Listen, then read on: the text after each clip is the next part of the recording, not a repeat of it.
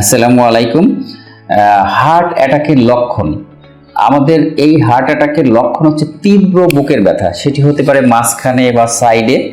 এই ব্যথাটি তীব্রতর থেকে তীব্রতর হয়, সাথে বমি হতে পারে, লুজ মোশন হতে পারে, হার্টবিট কমে যেতে পারে, বেড়ে যেতে পারে, প্রেশার কমতে পারে, বাড়তে পারে।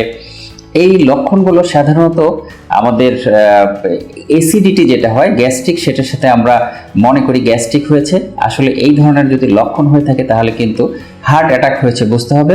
এবং তাৎক্ষণিকভাবে আমাদের যে যেখানেই থাকি, বাসায় থাকি বা অফিসে থাকি, একটি অ্যাসপ্রিন এবং ক্লপিডগ্রেলের সমন্বয়ে একটি রক্ত তরল হওয়ার ওষুধ, একটি রক্তে চর্বি কমার ওষুধ অ্যাট্রোভাস্টেটিন, একটি গ্যাস্ট্রিকের ওষুধ এবং জিহ্বার নিচে নাইট্রোগ্লিসারিন, এগুলো যদি আমরা তাৎক্ষণিকভাবে দিতে পারি, সেটি দিয়ে এবং যত তাড়াতাড়ি সম্ভব আমরা একটি হসপিটালে, যেখানে নাকি অ্যানজিওগ্রাম করার ফ্যাসিলিটিস থাকে, সেখানে যেতে পারলে তাহলেই আমাদের দ্রুততার সাথে হার্ট অ্যাটাক প্রিভেনশন অথবা তার কমপ্লিকেশন এড়াতে পারবো।